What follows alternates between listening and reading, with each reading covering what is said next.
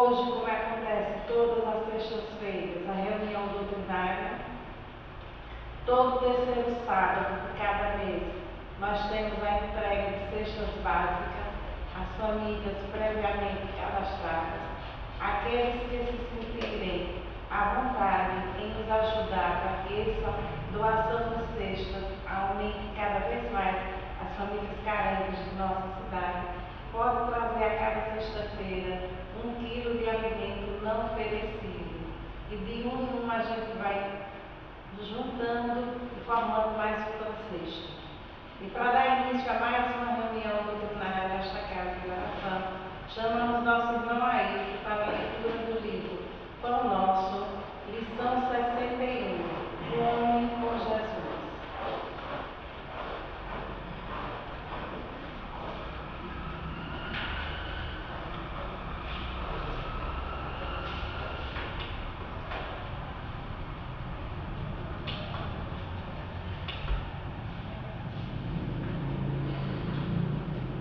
Boa noite a todos. Boa noite. A lição do Pão Nosso, a lição 61, O Homem com Jesus. Regozijai-vos sempre no Senhor. Outra vez digo, regozijai-vos, regozijai-vos. Paulo, Filipenses, capítulo 4, versículo 4. Com Jesus, ergue-se o homem, da treva à luz, da inércia ao serviço, da ignorância à sabedoria, do instinto à razão, da força ao direito, do egoísmo à fraternidade, da tirania à compaixão, da violência ao entendimento, do ódio ao amor, da posse mentirosa à procura dos bens imperecíveis, da conquista sanguinolenta à renúncia edificante, da extorsão à justiça, da dureza à piedade, da palavra vazia ao verbo criador, da monstruosidade à beleza, do vício à virtude, do desequilíbrio à harmonia, da aflição ao contentamento, do pântano ao monte, do lodo à glória. Homem, meu irmão, regozijei-nos em plena luta redentora. Que píncaros de angelitude poderemos alcançar se nos consagrarmos realmente ao divino amigo que desceu e se humilhou por nós? Que assim seja. Para a prece inicial, chamamos nosso irmão Alberto.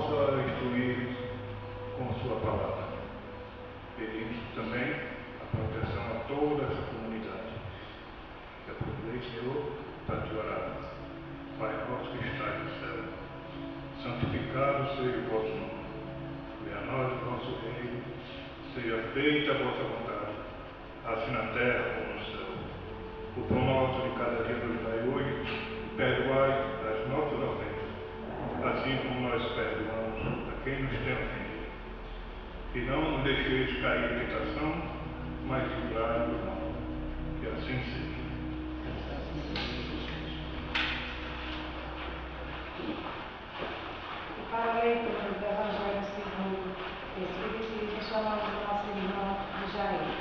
Vai ler o capítulo 8, item 20, Bem-aventurados que têm os olhos fechados.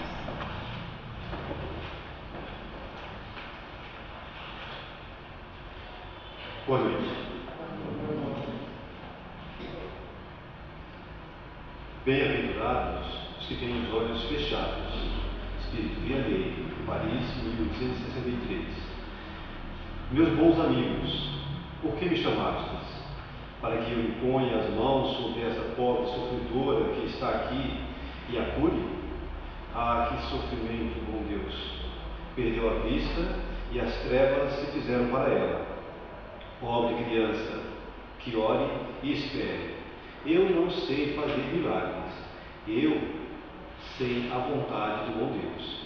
Todas as curas que eu tive e que conheceis, não as atribuais senão àquele que é o Pai de todos nós.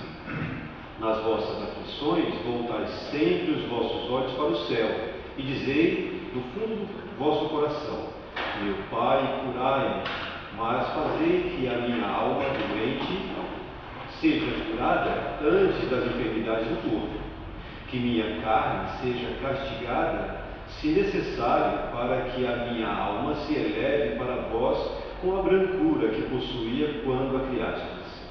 Após esta prece, meus bons amigos, que o bom Deus sempre ouvirá, a força e a coragem vos serão dadas, e talvez também a cura, que temerosamente pedistes, como recompensa da vossa abnegação.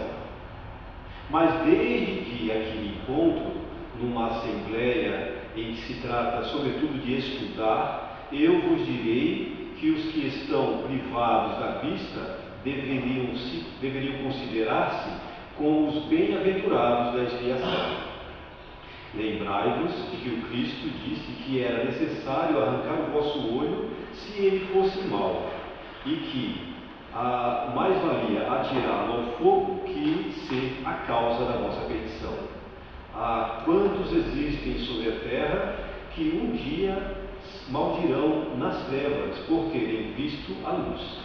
Oh, sim, como são felizes os que na expiação foram punidos pelos olhos.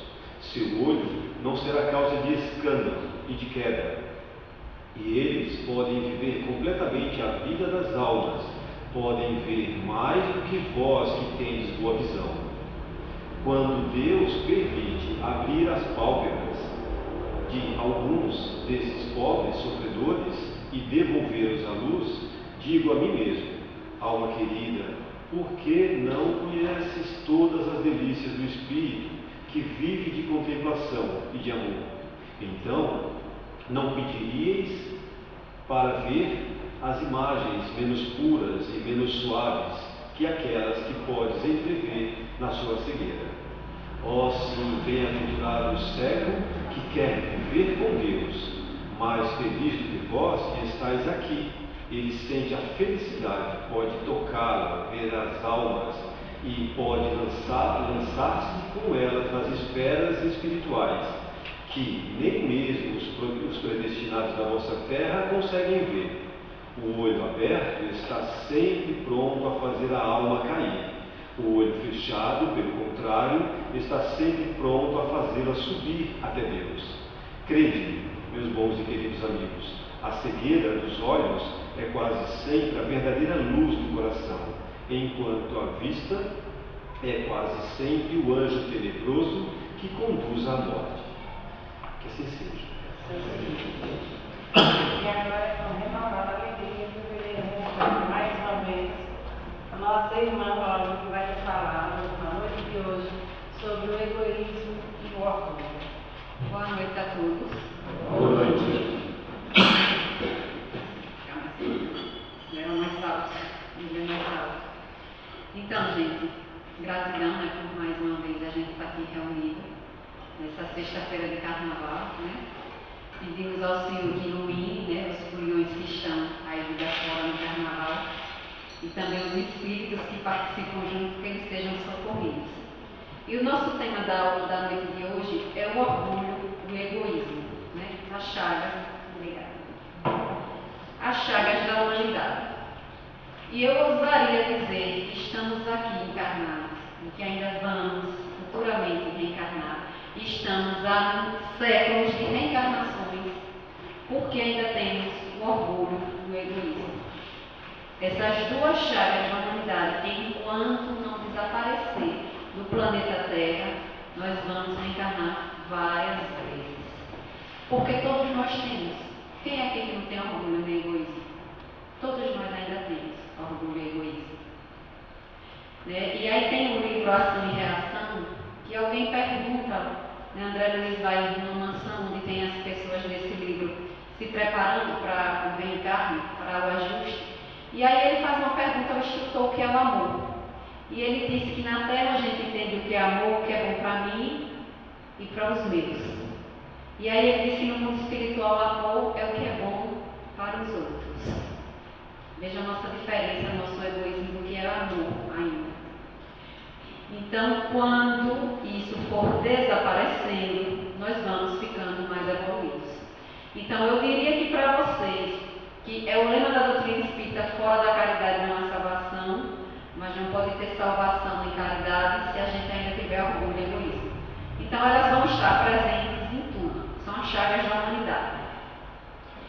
E aí, para iniciar, eu trouxe o conceito do que é egoísmo, né? Que é egomaísmo, que é o hábito ou a atitude de uma pessoa colocar seus interesses, opiniões, desejos, necessidades em primeiro lugar, em detrimento ou não do ambiente e das demais pessoas com quem se relaciona.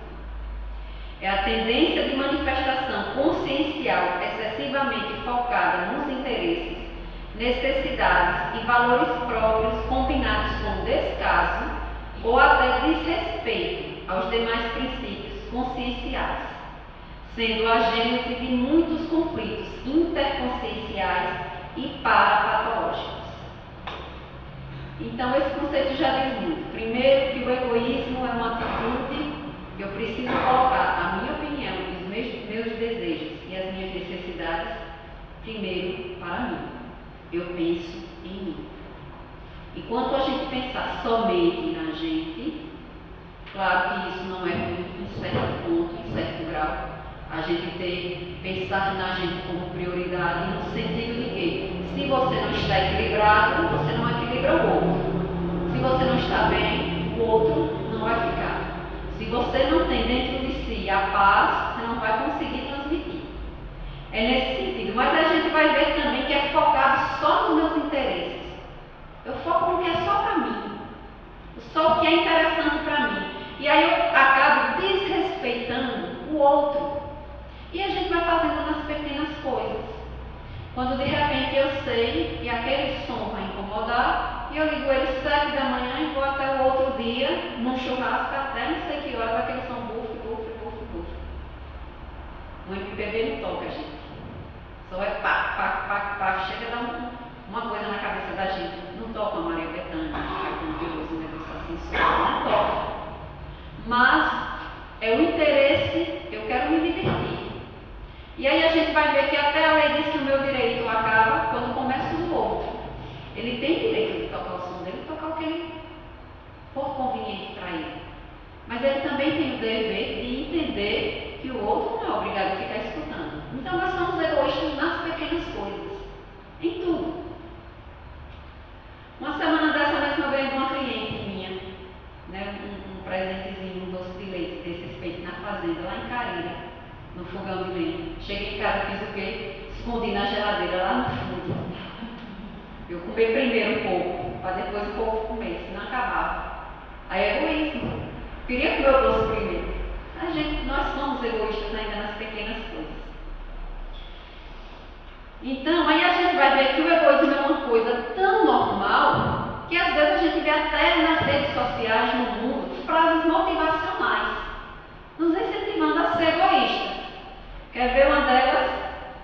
A vida me ensinou a não chorar por nada que não possa chorar por mim. Primeiro eu. Se tiver que chorar, chora o outro. Frase motivacional. Está lá na internet. Um portal de coisas, né, motivacionais. E aí a gente também tem um ditado popular. Farinha pouca, meu pirão primeiro. Primeiro eu. Faço tudo o que puder por mim. E o que sobrar, vou distribuir para os que tiverem à minha volta. Eu sou egoísta comigo e com os meus. Aí outro diz, estou pouco ligando para eles.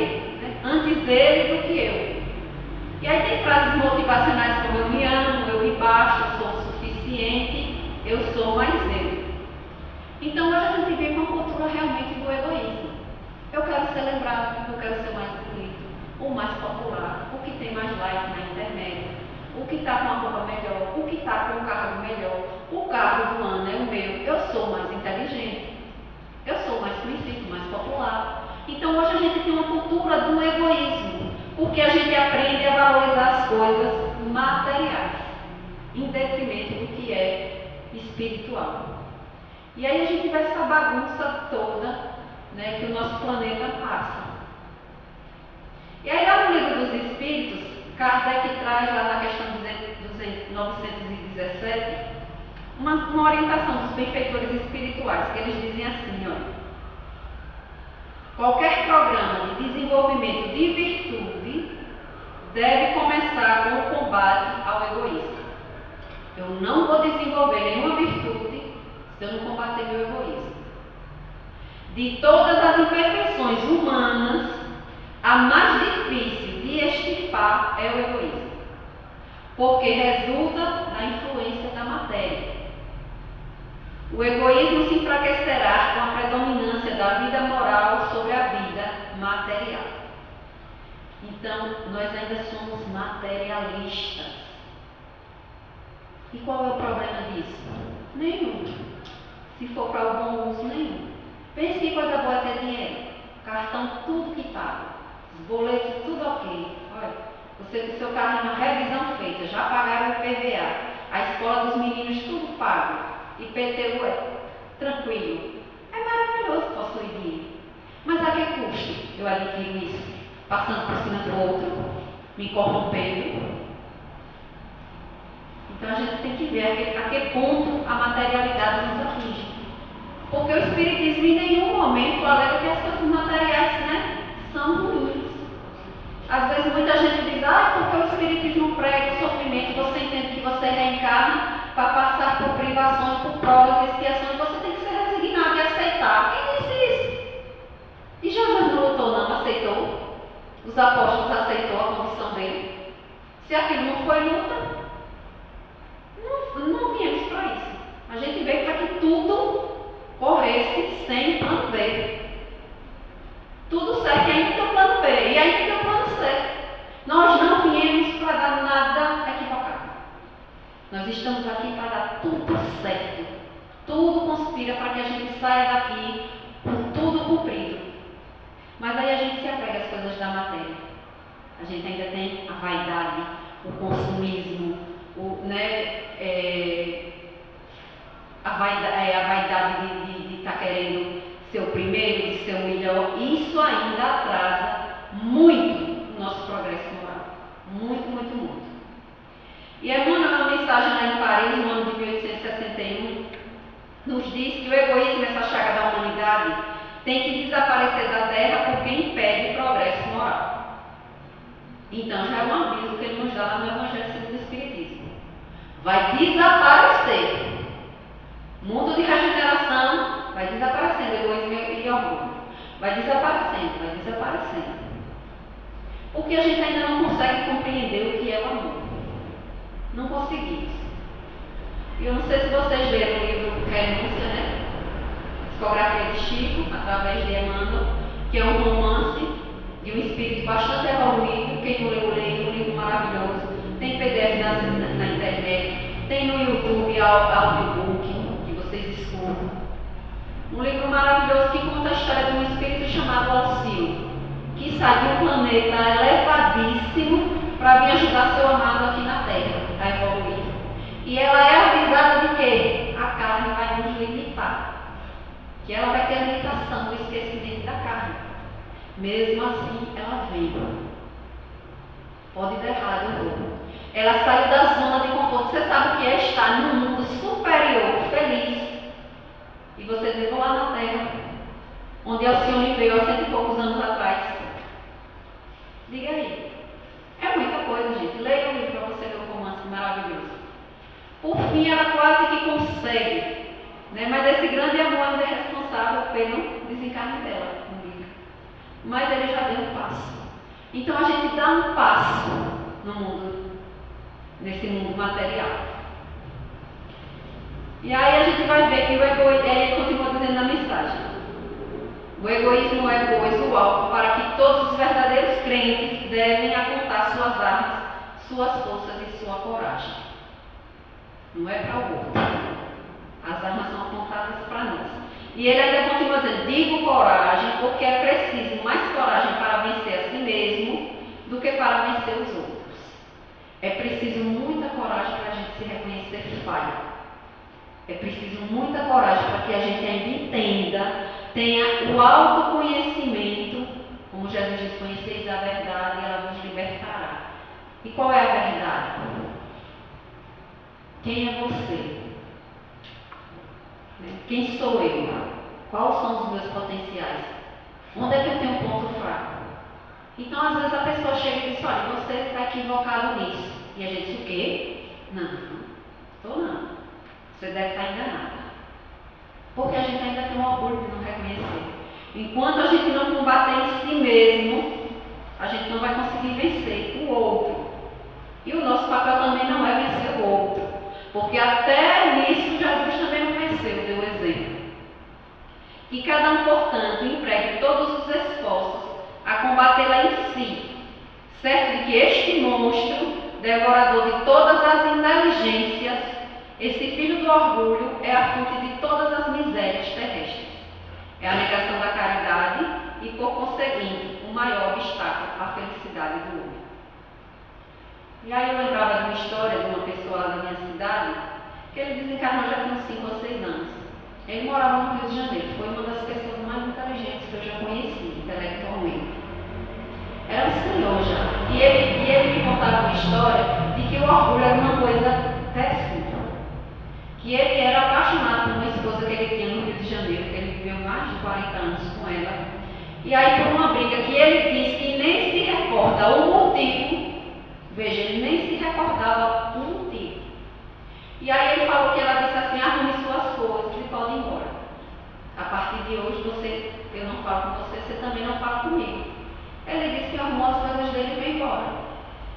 E ele disse que foi o maior arrependimento da vida dele, porque ele ainda a amava e não conseguiu voltar por conta de uma besteira, de um orgulho. Vejam a consequência do que esse monstro devorador. Quantas vezes os homens encarnaram aqui, como é o papel de Napoleão Bonaparte, que veio para abrir os portos, de Hitler e de tantos outros espíritos, que falharam porque usaram a sua inteligência para ser orgulhoso, para ser vaidoso. Quantas descobertas acontecem na tecnologia, na ciência, em todos os lugares, e as pessoas acham que aquele mérito é dela. Como eu sou inteligente, tá vendo? Peguei esse átomo, botei aqui nessa molécula e descobri uma fórmula. A gente acha que é a gente. Se Kardec diz que os espíritos influenciam mais na nossa vida do que imaginastes, ele diz praticamente eles os comandam. Então não existe nada que não seja determinado por Jesus. Então as inteligências humanas caíram também dos seus tronos por conta do orgulho e do egoísmo. Quantos de nós vendo esses escândalos todos políticos que está acontecendo aí na televisão, a gente fica do lado de cá fazendo o quê? Julgando, xingando, blasfemando, tomara que faça isso. E aí eu me pergunto, se nós estivéssemos lá, com o poder na mão, com a vaidade toda lá, se a gente fosse ministro do Supremo, presidente da República, e aí? Será que a gente não daria um emprego para aquele primo que está precisando? Para a cunhada, para o sobrinho? Ah, isso é nepotismo, é imoral no mínimo. E aí, será que a gente não fazia? Então a gente precisa entender que ele é as misérias terrestres em pessoa, é o orgulho e a vaidade. Porque quando você possui, você tem pessoas te bajulando, você tem pessoas ao seu dispor. Você se sente amado porque você tem a falsa ideia de que você tem muitos amigos. Passa uma festa quando você está cheio de dinheiro, está tudo bem, tem muitos amigos. Aí você adoece e vai para uma cama do hospital e veja quem é que vai lhe visitar. Ou faça um equívoco e vá preso na cadeia para você ver se alguém vai lhe fazer uma visita dia de domingo no presídio. Vou fazer uma oração para você. Então é nesse momento que a gente vai vendo quem fica e quem não fica. E aí a gente continua vendo que quem é egoísta e quem é orgulhoso também é colérico. Lá no Evangelho segundo o Espiritismo, no capítulo 9, a cólera, nos diz assim, o orgulho vos induz a julgar-vos mais do que sois. A gente se acha muita coisa. E somos muita coisa. Então, se a gente olhar, Jesus diz assim: olha, não vai ficar uma ovelha de meu Pai que vai ser deixada para trás, que não vai ser socorrida. E aí, quando ele fala qual é essa ovelha que vai ser socorrida, é o estuprador, é o criminoso, é o bandido, é o corrupto, é o assassino. Ele vai ser socorrido. Veja a importância que a gente tem para Jesus. Nós somos únicos. A nossa digital é única, nós somos espíritos únicos. Não existe outros iguais a nós. A gente vem envergando corpos diferentes, mas em espírito somos nós. Somos nós. Então nós somos tão importantes para Deus que Ele disse: na minha obra não vai ficar ninguém. Ele acaba também o último capítulo do livro Paulo e Estevão, recebendo Paulo, dizendo que Paulo agora vinha ser feliz porque ele tinha cumprido a missão, recebendo Paulo, mas Abigail esteve no mundo espiritual, dizendo a Paulo que não olhasse para trás, porque a cabeça dele ficou lá decepada e ele não precisava ver essa cena, porque ele já estava em espírito. E ele disse a Paulo ali: é da vontade de meu Pai que os verdugos, ou seja, os bandidos, os criminosos e os mártires fiquem no céu com ele. Então é da vontade de Jesus que a gente vá para a luz. Emmanuel, no livro A Caminho da Luz, diz que inevitavelmente nós estamos a caminho da luz. Uns vão chegar mais cedo, outros atrasados, outros bem atrasadinhos, mas todos vamos para a luz. Então que a gente não ache que nós somos essa coisa toda. E ao mesmo tempo que a gente se valorize, sim, porque cada um de vocês tem importância na divulgação do Cristo. E aí as pessoas perguntam: quantos convivem comigo há muito tempo e às vezes, eu não sabia que você era espírita. Há quanto tempo você é espírita? Você não fala que eu sou espírita. Não é para você falar nos lugares, é para você exemplificar. Você não precisa impor sua religião a ninguém.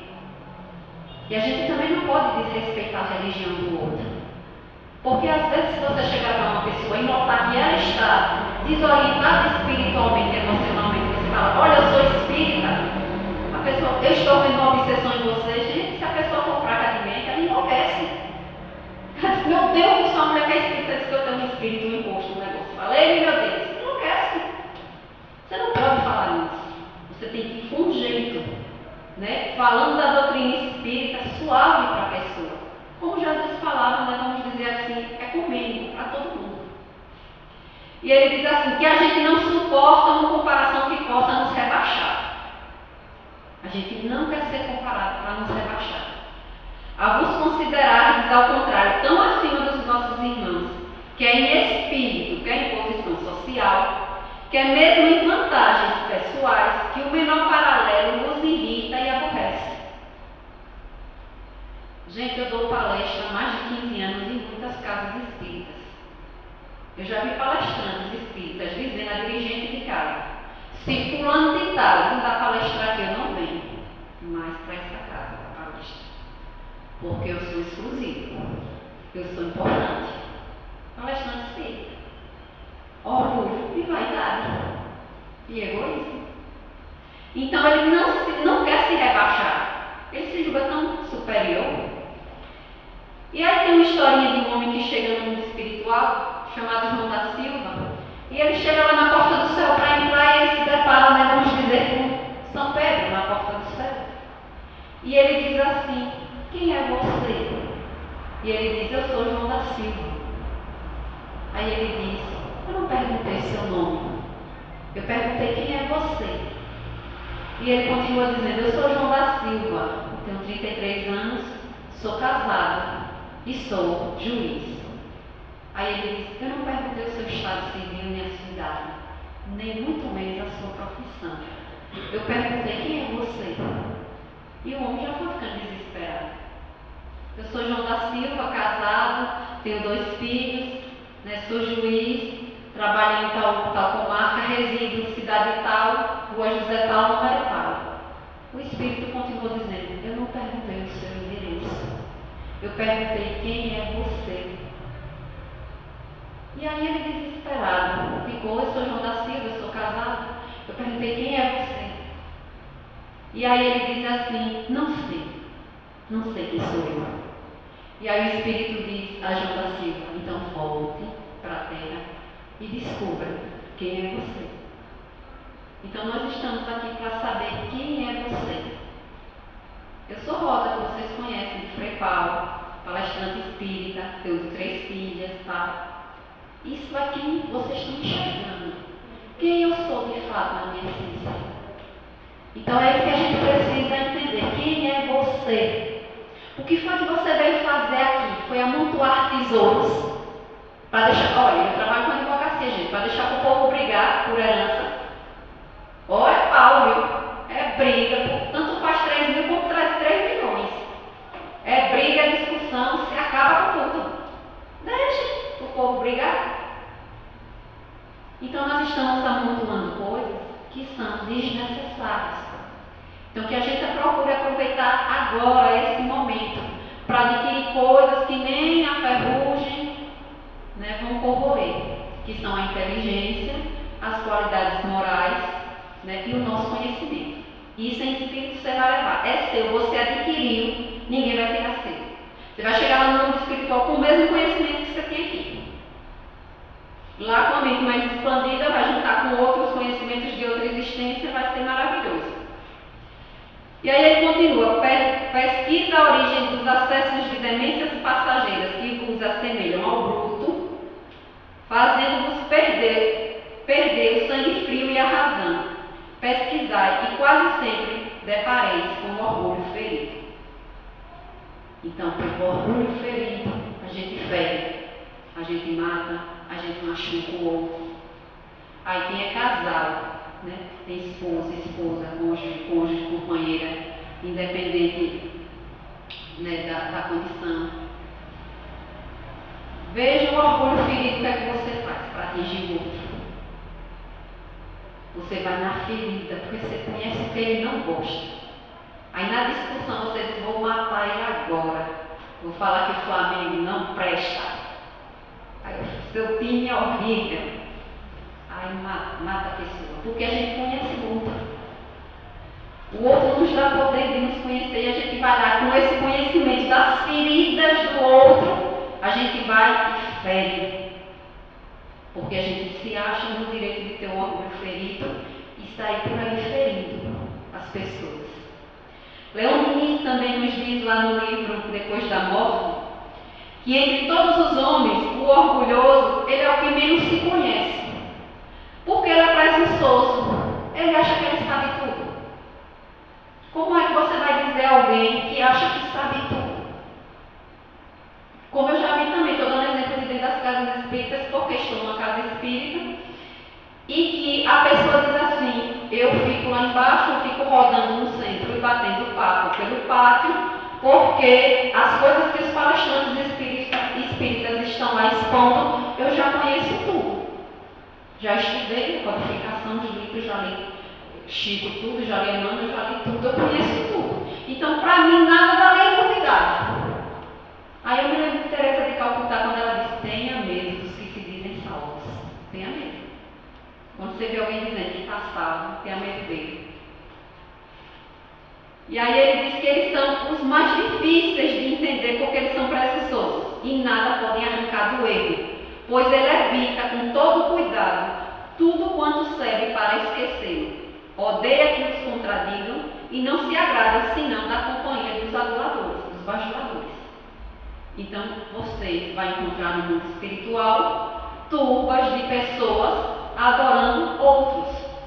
Já trabalhei em mesa mediúnica, onde o espírito se apresenta paramentado com uma toga de juiz, com um anel no dedo dizendo, vocês sabem quem sou eu? Diga aí. André Luiz, quando chegou no mundo espiritual, Nosso Lar, o filme relata. A mulher lá do hospital dá ele uma vassoura e ele diz, como é? Eu sou médico. E ela diz, essa medicina aqui não é a medicina da terra. E aí no decorrer ele vai entendendo que ele era um homem orgulhoso, que ele era um homem vaidoso, que ele realmente, né, dizem que ele foi um grande pesquisador quando encarnado, mas era um homem que gostava de vícios, de noite, de bebida, não dava muita atenção à sua família, percebe que quando desencarna a família ficou muito bem sem ele, e quando ele retorna encontra a esposa já casada e todos muito bem, sem lembrá-lo, porque ele se preocupou muito com as coisas materiais. Ele era um homem de ciência, era um médico, um homem que possuía recursos, e chegou no mundo espiritual naquele estado. 8 anos no umbral, relata o livro. E aí a gente vai ver, né? Quem é você? Como é que você vai chegar lá? E às vezes as pessoas têm curiosidade e me perguntam assim: para onde eu vou? Depois que eu desencarno. E eu sempre digo: para onde você quiser ir. Quem vai escolher é você. Porque você pode ser até o pior bandido aqui na Terra, mas se naquele momento você se arrepende, chega lá no mundo espiritual e diz: Senhor, e isso é um arrependimento verdadeiro, do coração, genuíno. E você chega lá no mundo espiritual e diz: eu quero trabalhar para cobrir a multidão dos pecados. Você vai arrumar trabalho. Você não vai precisar passar 8 anos no umbral lá sofrendo, chorando e gemendo. Porque André Luiz passou os 8 anos no umbral, mas quantas vezes ele viu aqueles socorristas chegarem e serem socorridos? E muitas vezes relata no livro que foi dada a mão a ele e ele não quis naquele momento. Então, no momento que você aceitar, você vai ser socorrido. Como também foi no filme Os Mensageiros, né, que acabou o filme Edson Celular, e lindamente ali esperando para que o outro, depois dá a entender que passou muitos anos, porque todos já estavam no mundo espiritual, esperando apenas uma palavra dele: me perdoe, eu quero ser socorrido. E aí ele foi resgatado do estado que ele estava. Então eu costumo dizer que nós vamos, depois do desencarne, para onde a gente quiser ir. Isso vai depender das nossas vontades. Eu tenho medo de ir para o umbral, e é por isso que eu vou servir na casa espírita. Ou então as religiões, antigamente, faziam com que o seu devotamento e a sua caridade fosse exibicionista, porque você comprava indulgência. Então muitos diziam: eu não vou fazer porque eu vou para o inferno. E na verdade a gente tem que praticar o bem e a caridade, que isso seja genuíno, natural, não esperando a recompensa daqui, porque a recompensa daqui vai ficar aqui. Jesus já diz: a recompensa dos céus você não vai ter, porque a da terra você já conseguiu, mas não foi perdida, porque quem recebeu a recompensa, né, aproveitou dela. Então hoje a gente vive num mundo também que está muito na moda se falar de narcisismo, né, que é o mito de Narciso, aquele homem que se apaixonou pela própria imagem. Então hoje nós somos apaixonados muito pela nossa própria imagem, e aí a gente não consegue ver o outro. Quantos de nós estamos com o outro, o próximo bem próximo, dentro da nossa casa, e a gente não consegue ver que ele está em sofrimento, que ele está entrando em depressão, que ele tem pensamentos suicidas, de que ele está usando droga. Um dia desse estava assistindo uma matéria de uma delegada que prendeu um menor que tinha assassinado uma criança, alguma coisa assim, porque ele tinha um desafio da internet para fazer isso. Veja, fez isso para cumprir o desafio da internet, assassinou uma outra criança. E aí a gente não olha o que os nossos filhos estão fazendo trancados em casa. Eles estão seguros, estão lá no quarto, eu sei. Será que a gente sabe o que é que eles estão fazendo? Então nós estamos, né, nessa era do narcisismo. Não narcisismo patológico, realmente de ser um narcisista doente, mas um narcisismo de querer um exibicionismo a todo instante. Que a gente posta uma coisa na rede social e tem 300.000 pessoas curtindo. Eu tenho uma amiga que é muito bonita e ela posta as coisas na rede social e ela diz: eu tenho mais ou menos 10 homens que, se eu postar uma foto agora, eles na mesma hora respondem. A coisa mais linda do mundo. Ela diz: se um deles não respondeu, eu ligo para saber o que foi que aconteceu, porque ele está morto. Veja como ela é pretensiosa. O que é que ela faz? Se exibir. O que é isso? É falta de autoestima, gente. Ela só quer alimentar o ego dela. Ela não está nem interessada. E também você pode dizer o que você quiser, porque beleza também é relativo. Mas as pessoas querem alimentar o seu ego, porque isso atinge o nosso orgulho, o nosso egoísmo.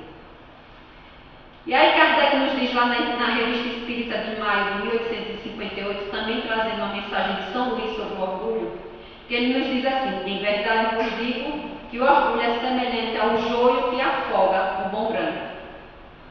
Então, na passagem do joio e do trigo, Jesus aconselha, olha, deixe o joio crescer, porque senão vocês vão arrancar o trigo junto. Porque o joio e o trigo são muito parecidos. E aí, qual é o segredo da parábola? É a gente saber identificar o bem e o mal junto. É luz e sombra.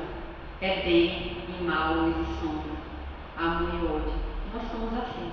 Nós temos trevas, sim, e temos luz também. E a gente é quem vai colher ou arrancar aquilo que não convém. Então Jesus diz, deixa o joio e o trigo crescer junto, porque a gente precisa aprender o que é mal também. Quantos de nós tivemos experiências dolorosas e chegamos no fundo do poço e de lá a gente saiu fortalecido? Então, às vezes, o que a gente veio buscar aqui e a gente reclama de provas e expiações, muitas vezes são livramentos e é aprendizado. Quando a lição chegar e doer e machucar, você se pergunte o que eu preciso aprender com ela. E não é por que isso veio para mim, meu Deus, por que comigo de novo? Só acontece comigo, novamente isso aconteceu. Se aconteceu novamente, porque a gente não aprendeu a lição, ela vai voltar. Então, quando chegar a dor e for dolorido, porque às vezes tem que ser dolorida a dor, para mexer a gente no lugar. Porque se for só um beliscão, a gente fica na zona de conforto. Mas se for aquele ferrão mesmo que tira você do lugar, aí você evolui, porque você sai do lugar. Então, o mundo de provas e expiações é para que a gente afogue esse grão ruim e a gente colha o joio, né, o trigo bom. Aqueles dentre vós que se julga mais do que seu irmão e vos vangloria é insensato. Sabe é o que trabalha por si mesmo, como humilde em seu campo, sem se envaidecer de sua obra. E eu vou dizer a vocês, não se envaideçam de ser espíritas. Porque isso não é vaidade nenhuma. Quando você chegar lá no céu, eu sou espírita, eu tenho conhecimento da doutrina espírita, aí Jesus vai dizer, já disse o que há 2000 anos, e a gente vai lembrar da frase lá nos irmãos espirituais, vai lembrar, a quem muito foi dado, muito será cobrado. Você tinha conhecimento, para que você fez isso? Você não tinha opção de escolher? E ninguém vinha me dizer que a gente sabe o que é bom e o que não é bom e o que não é ruim, porque a gente sabe distinguir sim. Se eu colocar aqui uma vela acesa aqui nessa mesa e pedir para vocês fazerem uma fila e ficar meia hora com o dedo em cima da vela acesa, acho que ninguém tem. Porque vocês sabem que vai queimar. Então a gente tem consciência quando a gente pratica algo equivocado. A gente tem consciência. E às vezes a gente é tão orgulhoso que o outro diz, mas olha, rapaz, olhando a situação assim de fora, eu estou vendo que também você teve sua parcela de contribuição. E aí a pessoa diz, por quê? Divino. Você está equivocado. Porque a gente não consegue, às vezes, se olhar. E eu fico dizendo assim, não esperem também recompensas, porque elas não virão. Como diz Teresa de Calcutá no fundo, e também de Joana de Ângeles Adivaldo, que no fundo vai ser entre você e Deus.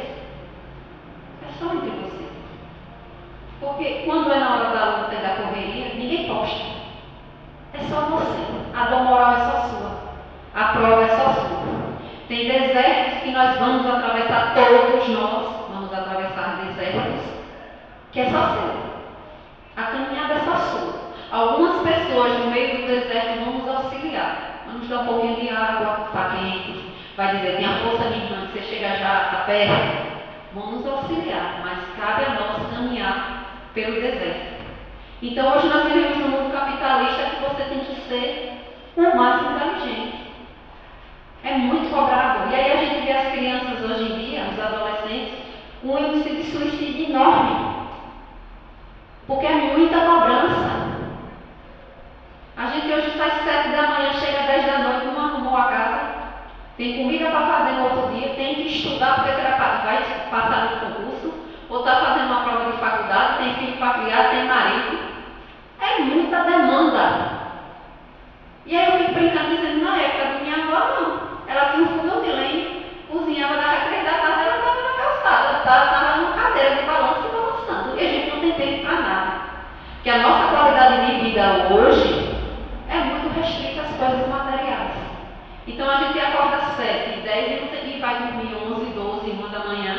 A gente ainda perde tempo nas redes sociais, vendo besteira da vida dos outros, achando que o outro está bem. E fulano de tal postou uma foto agora, está no Carnaval de Salvador. Meu pai, com 2 boletos para pagar, não tem R$1 para Salvador. Fulano está lá. Mas ninguém sabe da vida de fulano.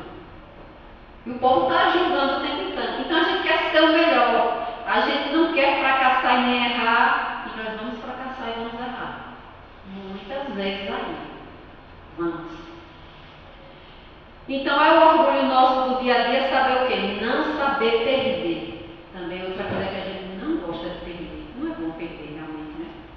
Daquela. Mas às vezes é um perder que veio para o seu bem. Quem não queria ter ganho na Mega Sena agora do ano novo? Era bom, era danado, era não. Resolvia tanta coisa. Mas a gente perdeu. E é assim, gente. Isso acontece todos os dias na nossa vida. E aí a gente passa 24 horas do seu dia. Pronto, hoje vocês passaram 24, ainda não passaram 24 horas. Mas, se acontecesse alguma coisa grave com vocês iam se recordar. Mas aí você pensa que você teve um dia comum. E o seu dia foi todo de bênçãos e milagres. E você não reconhece. Muitas vezes a pessoa diz assim, olha, fulano se curou de um câncer, isso foi um milagre. E não vê que você está aqui há 30, 40, 70 anos e não teve um câncer. Isso é um milagre. Mas a gente não valoriza. Você passa o dia todo bem, você diz, eu não fiz nada, não consegui nada, estou angustiada, mas aquele dia foi maravilhoso. E nem todos os dias nós vamos produzir. Tem dias que não vai dar certo e não vai. É normal a gente entender que a gente vai perder, mas a gente não quer. A gente não quer perder para ninguém, nem na discussão, nem na posição social, nem na beleza, a gente não quer.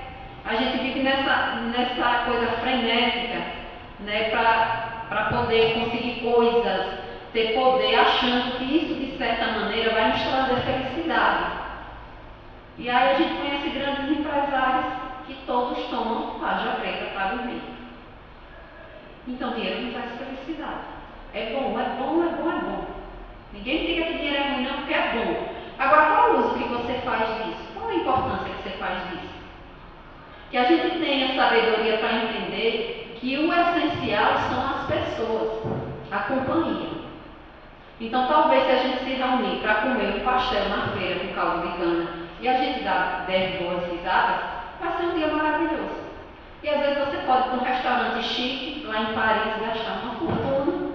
E aí seu marido, sua esposa, seus filhos estão mal-humorados, reclamando da demora do garçom, da comida, não gostou disso, não tem sal, não tem isso. E aí? O importante são as companhias. E aí ele diz que a gente precisa dominar 3 sentimentos que todos nós temos. Que é parar de se sentir ofendido, porque vão nos ofender, vão nos humilhar, vão nos caluniar. Não vão achar bom. Eu vou dar palestra aqui, muitos podem achar, outros não. É normal. Ninguém vai agradar todo mundo. Então a gente para de se sentir ofendido e não leva para o pessoal. Porque às vezes a pessoa que lhe ofende, ela está adoecida. Porque ninguém em sã consciência acorda às 7 da manhã para sair para ofender ninguém. Então ela está doente. Ela não conhece o Evangelho de Cristo. Entendeu? Não, realmente não é. E aí ele diz que a gente pare de ser melindroso, que a gente dome os nossos sentimentos, porque é uma questão de domar. Porque julgamento nós vamos fazer. Um exemplo disso. Se adentrar aqui, de repente, nesse recinto, que é um recinto religioso, a gente sabe o tipo de roupa que é. Alguém de biquíni. Não tem como todos vocês e eu olhar e não emitir um julgamento. Parecer de julgamento daquela roupa. No mínimo a gente vai dizer, não é uma roupa correta para o ambiente. Porque a gente olha e a gente julga. Isso é automático na nossa mente. Mas depois que a gente entende, tem um pouco de compromisso com a doutrina, com Jesus, com o Evangelho de Cristo. Isso eu falo com o Evangelho porque pode ser em qualquer denominação religiosa. A gente vai olhar, vai querer julgar e vai pensar imediatamente também. Epa, quem sou eu? Né, para julgar. Então a gente já tem esse bom senso de parar, examinar, querer julgar e ao mesmo tempo a nossa consciência dizer, ei, você não tem capacidade para isso. E que a gente abandone o querer vencer, porque nem sempre nós vamos vencer, que nem sempre a última palavra vai ser a sua, que a gente também não precisa provar nada para ninguém, Você é quem você aguenta ser, o que você suporta. E isso já está bom. Porque nós estamos num mundo assim. Uns estão nesse grau de elevação, outros nesse. São graus intermediários. E esse vai ajudando, a nossa missão é essa, ajudar para que todo mundo chegue ao nivelamento, que é humildade. Esse é o que vai nos nivelar. E outra coisa, abandone o sentimento de querer estar certo. Porque às vezes o que é verdade para você não é para o outro. Às vezes eu posso achar uma cor bonita, o outro não. Alguém bonito, o outro não. É uma questão de gosto. Então a gente nem sempre vai agradar e estar certo. E para encerrar no capítulo 8 do Evangelho segundo o Espiritismo, o item 11 nos diz assim: a humildade é uma virtude bem esquecida entre vós. É bem esquecida. Eu acho que foi por isso que eu ganhei na Mega Sena. Na hora dessa eu estava dando palestra aqui no Veleiro, que ele diz, eu estava lá em Salvador no camarote. Com certeza, não vou mentir para vocês não, estava lá em Salvador no camarote. Mas eu não ia marcar palestra antes, porque eu não sou da cama na doutrina espírita. Mas a gente vai para os lugares. Então a gente esquece muito disso. E quando eu falo de humildade, não é a gente andar maltrapilho, não é a gente andar, como eu sou coitadinho, se lamentando, que eu sou sofrido, não. Porque vão ter pessoas maltrapilhas que vão ser muito egoístas e orgulhosas. E vão ter pessoas bem vestidas, né, com um terno caríssimo, uma roupa, uma bolsa de grife, enfim, que vão ter humildade. Então que a gente aprenda essa distinção de que ser humilde não é não possuir nada não. É possuir e mesmo assim se colocar na condição de nivelamento. Eu não sou melhor que ninguém. Eu apenas tenho isso. Eu tinha um professor na faculdade que uma vez ele estacionou o carro do lado do meu, e o meu carro era popular. Né? E aí ele tinha no carro uma BMW. Aí quando ele desceu, né, todo mundo disse, professor, que carro lindo é o seu? Ele disse, é. Aí olhou para nós realizarmos mortais ali e disse, vocês têm meio de transporte. Eu tenho carro. Eu digo, que bom, eu tenho carro. A gente tem meio de transporte. Mas a BMW dele me leva para Frei Paulo do mesmo jeito que de um focinha. Eu vou, do mesmo jeito, é claro. Mas então o que vai nos nivelar é a humildade. Os grandes exemplos que nos foram dados são tão pouco seguidos. Eita coisa linda que a gente acha a vida de Paulo de Tarso. Ave Maria, quando eu leio o livro de Paulo Estevam, chega, eu me imagino lá. Que coisa linda. Mas quem é que queria a vida de Paulo? Quem é que queria renunciar? Porque o homem era doutor da lei, tinha noiva, tinha carro, tinha dinheiro, tinha tudo, mas tinha orgulho. Porque quando Paulo foi visitar seu pai, relata lá no livro Paulo Estevam, e o pai diz assim, Paulo, diga que é mentira, que você não viu Jesus no caminho de Damasco. Não, você não pode dizer isso. Eu vi o Cristo. Ele falou comigo. Ele disse, diga que você está ficando louco, porque o Sinédrio vai lhe aceitar de volta, que você surtou. Vai aceitar você de volta. Ele disse, meu pai, não posso fazer isso. Aí o pai disse, infelizmente eu não posso te receber. E Paulo sai da casa do pai chateadíssimo, e ele relata no livro, foi a última vez que eu vi meu pai. E aí no meio do caminho, quando ele caminha já um pouquinho, um servo, né, um empregado da casa do pai, corre com uma bolsa de moedas.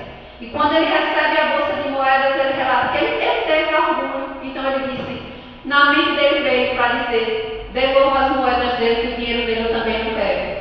Aí ele lembrou que ia precisar daquele dinheiro. Ele já tinha conhecido Cristo no caminho de Damasco. Jesus já tinha dito que ele era o vaso escolhido. Ele já teve que se humilhar para Ananias curar ele da cegueira. Paulo agora já enxergava um pouco no espiritual. Se essas moedas vão me ajudar, então nada vou precisar. Ainda lembrando que interiorizou o Cristo, que ele dizia que já não era ele, era o Cristo que vivia nele. Depois de algumas chibatadas, ele disse que nem sentia. E aí ele interiorizou o Cristo e ainda disse ao céu, diga a meu Pai que eu fiquei muito feliz. E aí Paulo nos deu um exemplo de que ele tinha orgulho também e conseguiu vencer. E aí, meus irmãos, para finalizar, eu quero contar uma historinha, né, para ilustrar aqui o nosso final, de Luiz Guilherme, que se chama Ratoeira. E então o rato olha pelo buraco ali da cozinha e vê que chegou um embrulho na casa do fazendeiro. E ele fica todo feliz, imaginando que aquele pacote pode ser um queijo, uma bolacha, alguma coisa gostosa que ele vai comer.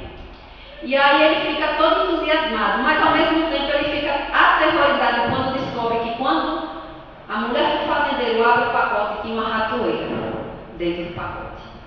E aí um rato apavorado vai para o pátio da fazenda, gritando, advertindo a todos.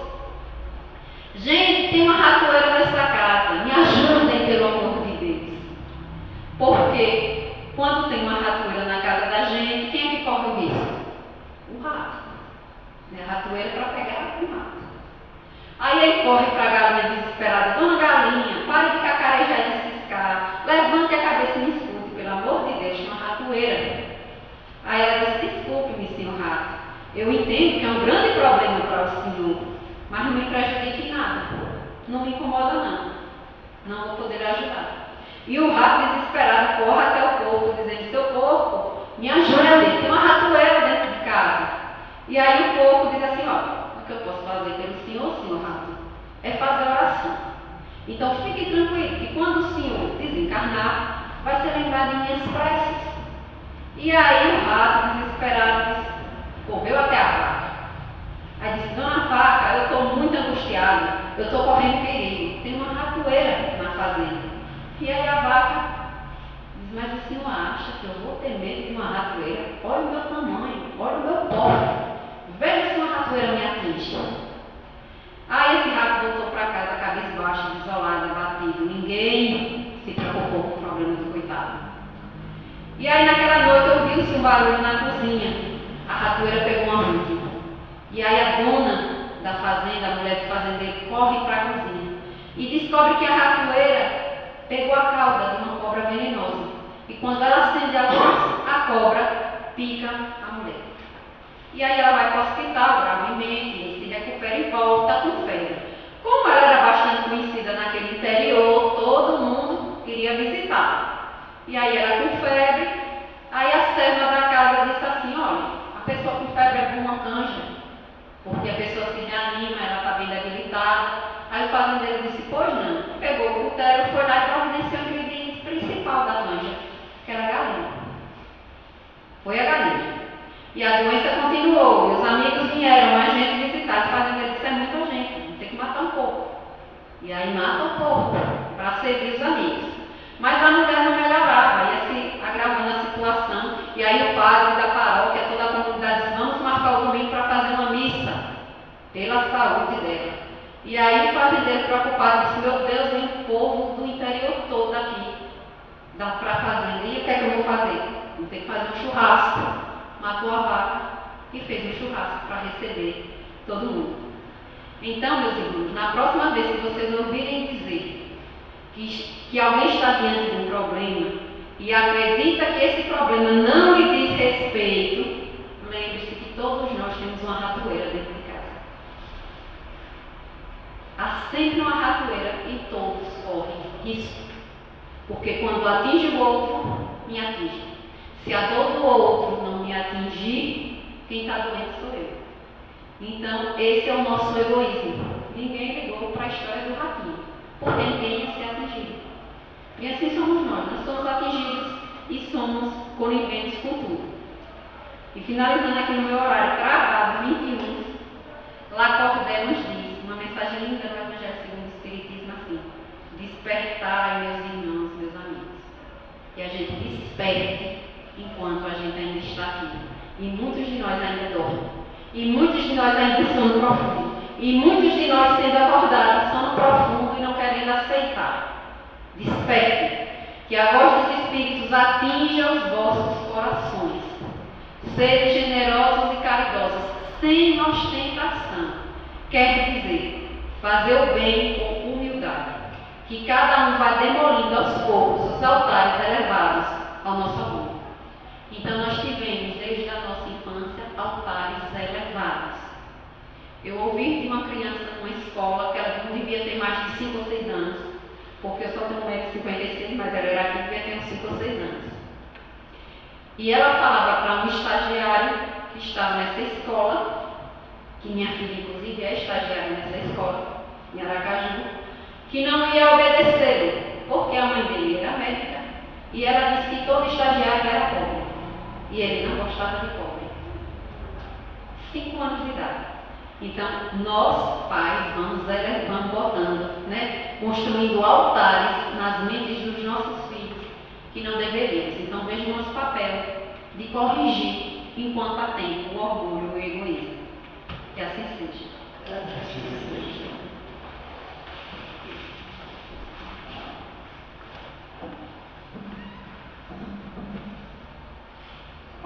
Gratidão, Rosa, pelos ensinamentos que você nos trouxe na noite de hoje. Que possamos, ao sair daqui, refletir o nosso eu e ver aonde está pesando mais o nosso orgulho e o nosso egoísmo. Na certeza de que temos condições de vencermos. Só nós mesmos podemos vencer. Não vencemos o outro, vencemos a nós mesmos, se assim nos permitirmos. Rosa vai fazer a prece final e após a prece, o passe, as pessoas forem tomar o passe, façam daqui a direito. Gratidão pela presença de todos vocês na noite de hoje, no final da semana abençoada. Então, meus irmãos, vamos elevar os nossos pensamentos ao alto e agradecer a Jesus por mais esse dia, por essa oportunidade de estarmos aqui todos reunidos em seu nome. E que possamos sair daqui com sua mensagem de amor e principalmente interiorizá-la e praticá-la. Pedimos, Senhor, pelos suicidas, pelos abortados, pelos enfermos, pelos que se encontram na rua, pelos que se encontram nos presídios, pelos nossos governantes, pelos nossos inimigos, que eles sejam socorridos, que eles sejam levados aos pronto-socorros espirituais, que eles aceitem o nosso perdão, assim como nós também os perdoamos. Pedimos por todos os nossos entes familiares, encarnados ou desencarnados, e que nosso planeta, apesar de estar passando por essa festa, né, tão materialista, tão mundana, que as pessoas sejam socorridas, sejam levadas ao pronto-socorro espiritual e que tudo aconteça na divina paz. Ave Maria, cheia de graça, o Senhor é convosco. Bendita sois vós entre as mulheres e bendito é o fruto do vosso ventre, Jesus. Santa Maria, Mãe de Jesus, rogai por todos nós, que ainda somos pecadores, agora e na hora do nosso desencarne, que assim seja.